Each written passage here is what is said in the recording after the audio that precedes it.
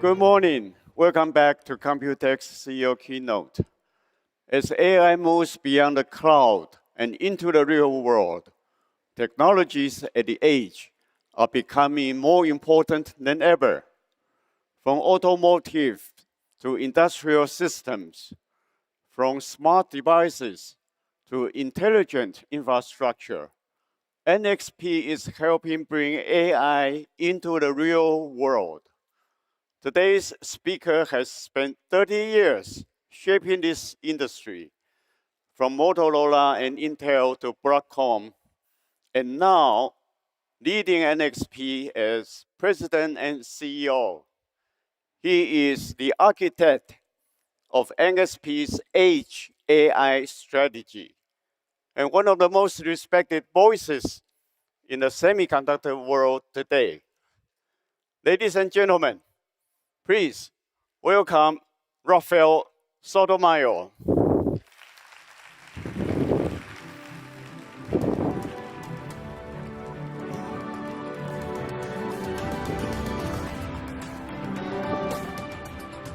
Welcome back, Rafael. Thank you, James.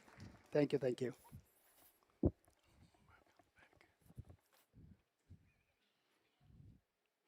Well, let's start.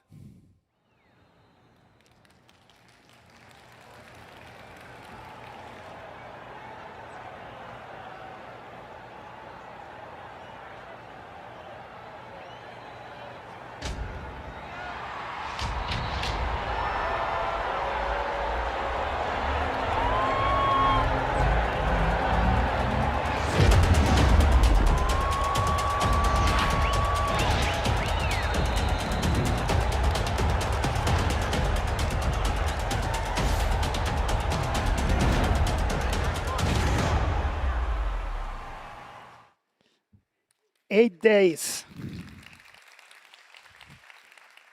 from today, the best footballers on the planet are going to get together, and they're going to play in this tournament that mesmerizes nations. You know, when their team plays, countries stopped. Billions of people watching. Years of preparation. The players in the field are elite. Elite. So what makes them elite compared to the rest of the players? It's not fitness, because they're all fit. And it's not knowledge of the game, because all of them know the game. It's the mastering of the task. It's executing at the highest level with the highest level of pressure. That is what elite looks like. So here in COMPUTEX, and I walk the halls, there are plenty of examples on physical AI. They're everywhere. So I pondered the following question. If we're going to bring all these intelligence systems and devices into our lives, what does elite look like for them?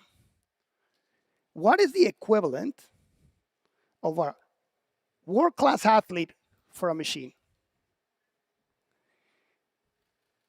I'm going to need you to follow me here, because that's the question we're going to answer today. If you are a fan of football, you've probably seen Messi play. Now, if you're not a fan, watch Messi play and you become one. But he's very smooth. The way he handles the ball so effortlessly. When he was about to kick the ball, it seems that waits at the last minute to whether he's going to go left, he's going to go right, depending on what the opposing goalie is doing.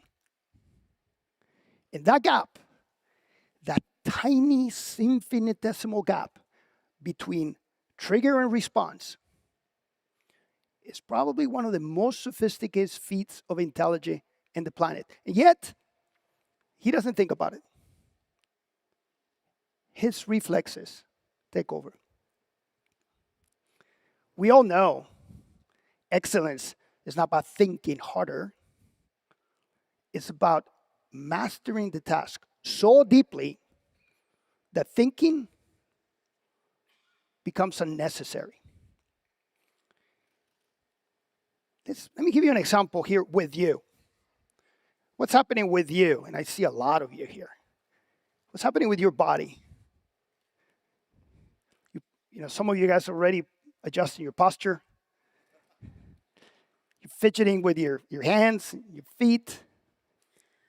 And you're doing this without thinking. It turns out that most of our daily tasks, over 95% of the things that we do on a daily basis, we do it without any conscious thought, without any effort, with very little energy expenditure. I mean, think about that. That is brilliant. What we spend most of the day doing costs us very little. So, if reflexes dominate our daily life, then I would contend that reflexes are foundational for robotics, are foundational for physical AI. You see, that's the key. Kind of reflexes are hard. And that brings us to Moravec's paradox. This concept, Moravec was the first one to highlight at the time something that seemed very counterintuitive. What is really, really hard for human beings, reasoning, solving complex problems, playing chess, those are things that are really easy for machines. But what is easy for humans, like walking, like folding clothes, that's not so easy for the machines. So, reflexes, not language, not reasoning, but reflexes are the hardest thing in robotics. So I want you to hold this notion of reflexes being difficult for a moment, because we're going to get back to it, because that's key to unlock the full potential of physical AI. Now, right now is fascinating times. I mean, it feels it. Here in COMPUTEX, all of you guys are here. We're living through the fastest technology evolution ever. I know you feel it. Daily, forget about daily, almost hourly, something amazing gets disclosed. Something amazing is happening and it gets released, whether it's new stuff in agentic AI or new developments in software-defined vehicles or machines that speak any language and solve all sorts of complex problems. It's amazing. And a lot of that is coming from the innovation that is happening of AI at the cloud. But now AI is available and moving to the real world. And it's touching and transforming everything. And the real world is what we call at NXP the edge. And the edge, that's where we shine. The edge products is what we do. These are fit-for-purpose products. They have real-time performance needs, that they are low latency, low power, high levels of security, high levels of safety. Products that go into software-defined vehicles, smart factories, smart infrastructure. Those are our products. And so as we move intelligence from the cloud to the edge, what is so exciting is now all these devices get intelligence. You get to create new use cases. You have the ability now to create devices that are making decisions. They're independent, maybe even autonomous. But in order to actually reach the full potential, we still need to solve the riddle, the Moravec's paradox. So now I'm going to talk to you about how NXP is very well positioned to provide a solution to it.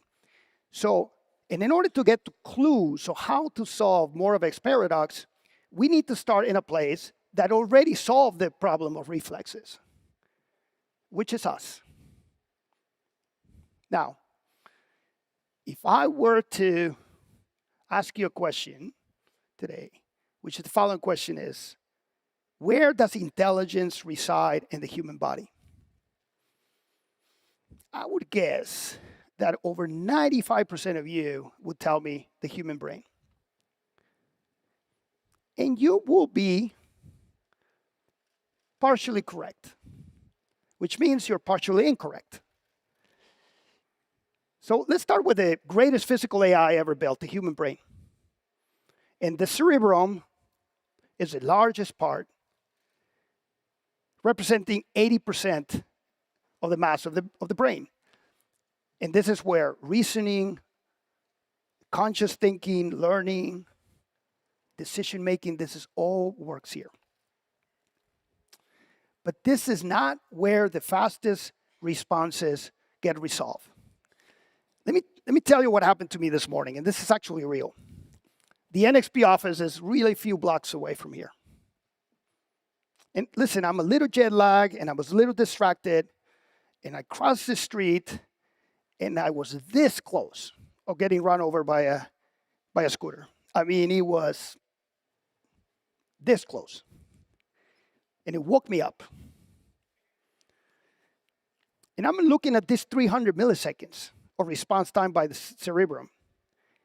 That's an eternity. Okay? What happened to me this morning, and I jumped like a cat. The cerebrum didn't help me at all this morning. Now,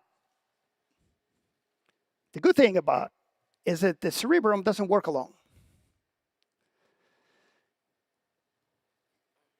It has a companion. And so underneath the cerebrum, it sits the cerebellum. And think about the cerebellum as the coprocessor for motion, for motor control, for position, balance. It's still faster than cerebrum, but not fast enough. Not for me to avoid the scooter this morning, I'll tell you that. So we got to go a level deeper. So we get to the spinal cord.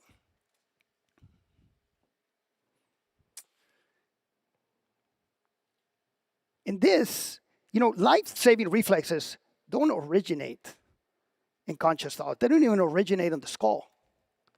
They live in the spinal cord.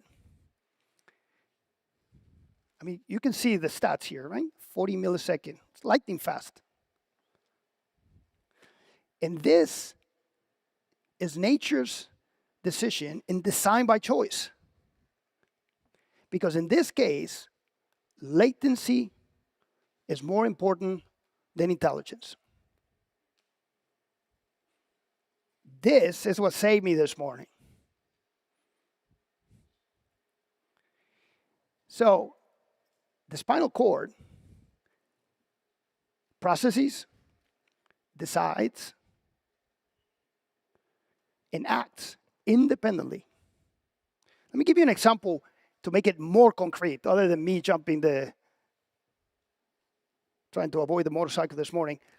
And I know you will relate to this. You touch something hot. The stimulus reaches your hand and sends a signal to the spinal cord. The spinal cord gets the signal and says, whoop, and sends a message, a muscle command control that says remove the hand. And now the hand is away and safe. Meanwhile, the brain is still processing. And then eventually catches up. And it realizes, oh, that was hot. Ouch, that hurt. And now you can see the spinal cord allows us to act before we think. The spinal cord keeps us safe. Now, before I move on, I want to highlight another design principle. I want to align that nature, on its infinite wisdom, decided to put reflex where the action is. Okay? So essentially, the spinal cord is a stack processing center that runs along your back, placing, sensing, and processing to the nearest possible point. Again, brilliant. Closer, means faster. Faster means safer, and also means that it's the lowest possible energy use. I mean, what evolution is showing us here is billion years of optimization. So, okay, so where are we? So we started with this conversation of biology looking for clues on how to solve Moravec's riddle. Okay, so what are the takeaways? The takeaways is that you don't scale intelligence by making the brain bigger and bigger. You scale intelligence by putting intelligence at the right place. And there are three fundamental requirements of intelligence in real life. You need to have ultra-low latency responses to actually be able to live in the real world. You have distributed control, so there's no single points of failure, and you have energy efficiency, extreme energy efficiency. So you actually manage a strict budget to be able to expand life. This is the playbook. This is the blueprint. So we contend that this is what is needed in physical AI. So we now take this principle and apply it to robotics. And this is what we call at NXP the neural axis architecture. Intelligence has three layers: the reasoning layer, the coordination layer, and the reflection layer. Three layers. Independent, but highly coordinated. So now, let's see it in practice. We have three different form factors here, all of them in which NXP participates. Three different implementations. So let's look at that. Let's look at the first one, the drones. Drones, you can see also the neural axis maps very nicely here. You have the reasoning layer doing all the flight planning, path optimization, and then you have the cerebrum managing flight balance and performance. Both of them need to be operating independently, concurrently, and this is not a nice to have. Okay, this decision of having this independence is what makes this device trustworthy, safe. Now, the reflex layer, which is now these nodes at the outer edge, they're connected to motor controls and actuation, and these are fast, reflexive. They don't wait, microseconds. So at NXP, we deliver this full system. All the KPIs, all the things that are needed to build a world-class drone. And see, to give you an example, we tracked a metric that we call glass-to-glass latency, which, think about it, camera captures, processes, transmits, the controller responds, then the drone reacts. All that loop, 20 milliseconds. Miss it, drift, instability, potentially even a crash. Hit it, you're in control. The drone feels alive, safe. This is NXP's implementation of the neural axis in a drone. Now, maybe this one we're a little bit more familiar since we have a lot of customers in automotive, but the software-defined vehicle is also a great example of the neural axis. You have the reasoning, obviously ADAS, navigation, what is the vehicle going to do next? Then you have coordination, which is this is a separate compute that manages vehicle dynamics, ensuring the car always has stable motion. And this is an area where NXP has created a leadership position with a central compute 5-nanometer S32N family of processors. Processors and products that are like any on the market. Now, on the reflexive layers, we have the sonos, which are managing, mission critical functions of the vehicle, like braking, like suspension. This is another area where NXP has created a leadership position in the sono architectures with S32K family of products. Now, this separation, both logical and physically, of the three layers is what makes this car reliable. Because in a vehicle with lives at stake, you don't have margin for error. And the reason NXP has created a leadership position in SDV is because we created a leadership position in the neural axis for SDV. Now, humanoids, which is the most complex implementation of all. And I contend, because this is a nascent market, and you hear a lot of different topics and different conversations about the architecture of humanoid, but our belief is still very firm. If you're going to deploy, if this neural axis architecture is good enough for life, it's good enough for humanoids. Okay? I don't think it's a conversation. Now, let me bring this alive with an example. Imagine a robot walking in a warehouse and is carrying a very valuable and very fragile package. Halfway down the hall, somebody drops a pallet and he kind of brushes up the robot and kind of loses a bit of control. Now think what happens now. The robot needs to recover balance, make sure that, kind of confirms it's got still the package, adjust the grip, understand where he is in location, recover, and continue walking. And all that needs to happen within 40 milliseconds.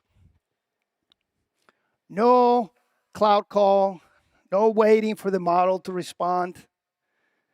Okay? Intelligence at the body, at the joints, at the hands, at the feet, they must own the moment.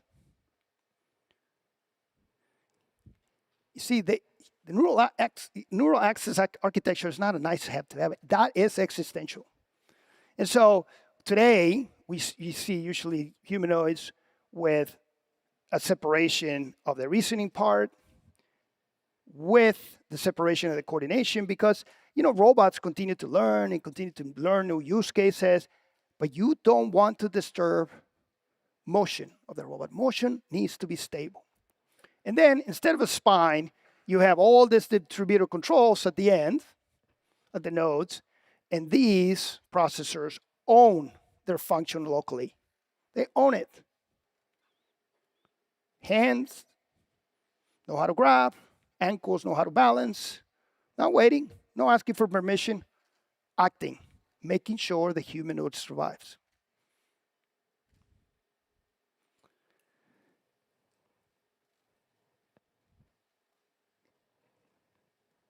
So we just walked to three examples. 3 different form factors, 3 different levels of complexity, 1 system. 1 architecture, 1 blueprint. 3 layers of intelligence. So,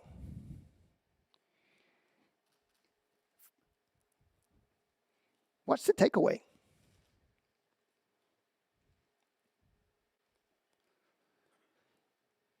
Intelligence is not about a bigger brain. Stop thinking about a bigger brain. Think about a neural axis. 3 layers of intelligence. Okay? Now, we talk a lot about motion, but now I'm going to introduce you kind of a new wrinkle. Motion and movement is not the same as understanding. The fact that a robot is able to execute a perfect reflex doesn't mean they understand why. And I would say that not understanding why in a world as complex as the one we live in, that's not okay. So the question is, how do we teach a robot not only how to move, but how to understand? So let me go there next. We're not born, even though some of us may believe so, that we were born walking. We were not born knowing, how to kick a ball or grab a glass of milk without spilling it. We learn slowly through mistakes. But this process of trial and error didn't only build a skill for us, it created a physical model of the world in our head. Okay, we learned the concept of gravity because we fall and it hurts. So we don't want to do that again. We learned the concept of heat because we touched something hot and we got burned. And so, but obviously the way we learn, that doesn't work for robots. You can't just let them in the wild and say, okay, go ahead and learn, come back. Right? It will be not safe, probably reckless. So we have to take a different approach. Now, the one thing robots do very well, and I tell you, they see remarkably well. Let me use this example with my back here with a robot looking at the cough syrup. Probably looks and identifies the bottle, understands, that it's got liquid inside, probably reads the label.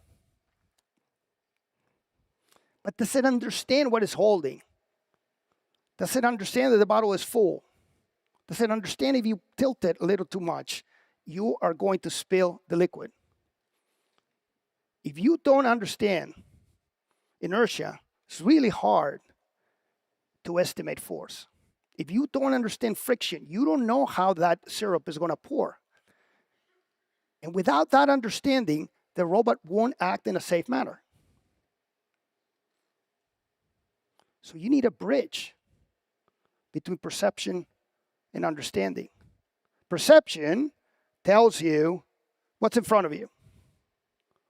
The understanding of the world tells you what is going to happen when you interact with that object in front of you. So we need a bridge. So the question here is, how do we teach robots physics? And so today, we do it ourselves. And I really mean it. Like individually, we do it ourselves. People teach the robots how to pick objects, how to move. They mimic, the robot adapts, learns. It works, but it has limitations. It's slow. It's very expensive.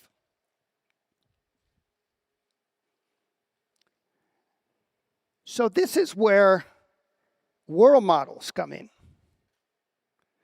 The ability now to teach a robot to really estimate outcomes without going through the process of experiencing it. It's like you literally inject knowledge into the robot. Think about the Matrix, right? Inject knowledge into the robot. So you think about it. You inject knowledge, you inject experience without having to go through the physical act of acquiring that experience. And this is a fascinating field.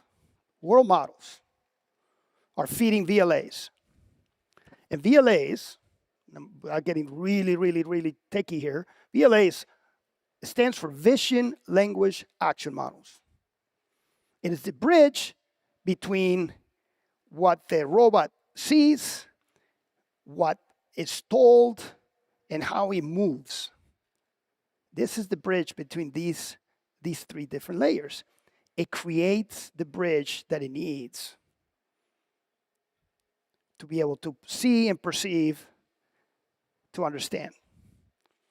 And this is one of the most fascinating research areas right now in both academia and industry, VLAs.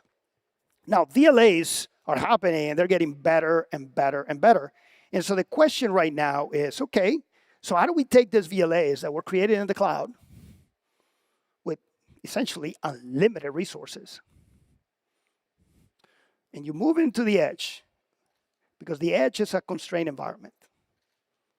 It's a constrained environment with power, with latency, with memory, with processing. You know, a VLA model in a research notebook, it's not very helpful for a robot in a warehouse. Right? So you need to bring those models into the real processors at the edge. And so our answer to that challenge, to that problem, is right here. Our toolkit, our EIQ toolkit. This is a software that allows to grab those models, imports them, quantize them, prune them, compile it. Essentially, you grab the model and you tune it for the target hardware and for the target use case. Our goal is to remove objections from a customer. All these things are complex. So as we look at the challenges, we want to make sure that we remove objections. We remove friction for anything that prevents physical AI from being deployed. Now, where are we? We talked about the neural axis as the architecture. And we talk about VLAs as the understanding. And all these two things come together and make the robot useful. But is that enough? Is useful enough? Because useful and trustworthy are not the same. And for physical AI to get really adopted in the market, trust needs to be solved. Now, trust for a human being, you earn it with time. You invest in your reputation and your rapport and your track record. Months, years. You can't have a machine trying to develop rapport with an operator for a year. Okay, we don't have the time. So you can't design trust. You can't earn, the machine cannot earn trust. It has to be designed in from the beginning. The machine needs to be trustworthy from moment zero. So trust is important. Nobody likes to think that things are going to go wrong. But they go wrong. I mean, when I look at these pictures, and you could probably cringe when you look at them, I can't help myself to think about two laws. Murphy's Law and Finagle's Law. Murphy's Law, anything can go wrong, will go wrong. And anything can go wrong in Finagle's Law will go wrong at the wrong possible time. And that is the moment where trust gets defined. Trust doesn't get defined when everything is going great. Trust gets defined at the worst possible moment. So how we look at trust. Trust can actually be compromised through external issues, through external triggers, or through internal triggers. You know, external triggers could be changes in the environment. It could be malicious people trying to attack the system. Internally, you have design flaws, model limitations. Sometimes wear and tear kind of creates a different behavior in electronics. But these are important issues because as physical AI gets deployed, more and more mission-critical functions are going to rely on them. So dealing with this is massively important. Now, we at NXP don't come to physical AI from the cloud. We come from the edge. These are the things that we're already working on. This is part of what we do today. And now it's just, for us, it's more valuable. Some of the assets that we have in NXP to take care of trust are even more important with physical AI. So let me tell you how we, as a high level, discuss trust. Because we have a framework today that just right now is getting enhanced. And it's a very simple one at a high level. We contain. This means that we isolate the problem. We create redundancy. And we don't allow a single point of failure. We protect. We have hardware injected directly, we have security injected directly into the hardware. We protect execution of the code. We protect tampering. We protect credentials. And guess what? We're also post-quantum crypto ready. Because the threats today are not the same as the threat 5 years from now. So this future-proofs our devices. The next primitive is verify. You know, some of the certifications that we have on SIL and ASIL, this is not just paperwork. This is how trust gets measured. Our Safe Assure program allows a hospital or a car OEM to get the one thing that is really, really important for them. Assurances of how the device will behave when things don't go right. And obviously adapt. Nothing stays still in this market. Threats continue to evolve. Environments continue to evolve. So we need to evolve. We need to have the mechanism to constantly update these devices. With these devices at the edge, stay at the edge for a decade. So you need to make sure that these devices are constantly integral, secure, for years and years to come.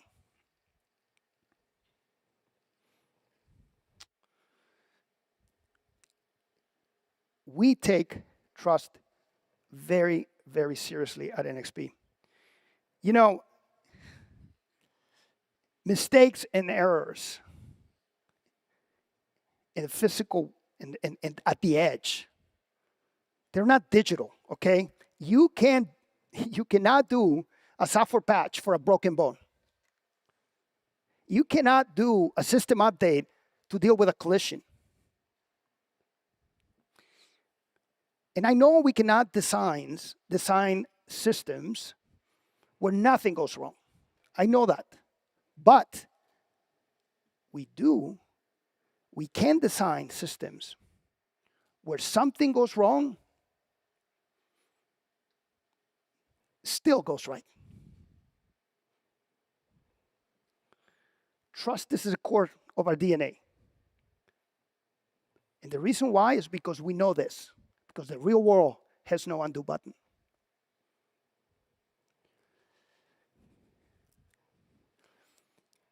Now we get to a part where I start kind of landing now what's happening with physical AI today. Because our job right now is not really to push physical AI before our customers are ready for it. Our job is to actually making sure that physical AI has a place to be. There's a reason why physical AI gets adopted. The title here is Earning the Right to be Useful. You know, I get a lot of questions right now from customers who are trying to adopt AI. And one of the questions I get often is, hey, Rafael, how smart can physical AI become? And I just ponder on that question because I don't think it's the right question. I think the right question is, where can physical AI be deployed today that it can be done in a safely secure manner where they creates value? And I think the answer to that question is unraveling right now. Let me give you some examples. In factory automation, even today, in factories where physical AI-enabled robots are being deployed, already having 40% productivity enhancements over regular automation. I mean, regular automation is pretty high already. This is on top of it, 40%. And obviously, we don't work alone. We work with our customers. I mean, we're very proud of working with one of our customers here. I'm showing you Boston Dynamics, where we combine our hardware or software with the phenomenal robotics platform they have to make sure that robots and humans can cooperate in a productive manner in the factory floor. Now, healthcare, and this is where safety and precision are super important. They define outcomes. Already in 2025, diagnostics and lab robots increased sales by 610%. This is not a trend. This is a signal that the healthcare says physical AI, if deployed responsibly, will save lives. And we're doing and very proud of the engagement that we have with GE Healthcare, where they're actually deploying intelligent systems in anesthesia, where precision safety really, really makes a difference. And their products, NXP is at the core of it. So now this is the time that I always do when I come to Taiwan, because it's truly amazing, the ecosystem in Taiwan. Because we know we can't do this alone. NXP, without our customer, our partners, we're too small. The reason NXP punches above our weight is because of you. We can't do this on innovation alone. We do it with collaboration, with co-creation, and delivering the market.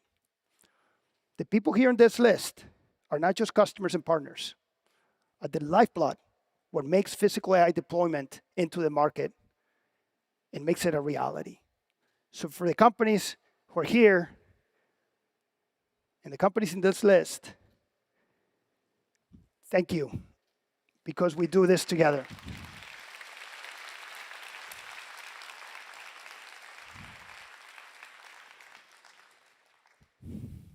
So I started with Messi, and I'm going to end up there too. You know what makes this player so amazing and so elite, and this body does these incredible things, it's not the things that you see. It's all the things that you don't see. Put aside, right, his incredible commitment to his craft, but all the things that you see. The invisible architecture in his body that we call the neural axis, which is the same for physical AI and robotics, just engineered by man. We started with a question: what is elite for a machine? What is elite for a machine? And I think we answered that question. Elite for a machine is a machine that executes reliably in high performance in the real world, under real conditions, and when things go wrong, this machine keeps assets and people safe. Machines and systems, these elite systems have 3 non-negotiables: low latency, low power, and high level of trust. Remember, you don't scale physical AI with intelligence alone. You scale it by placing intelligence at the right place, using the neural axis as its backbone. So for the push of physical AI into the market, we at NXP, we're ready. Thank you.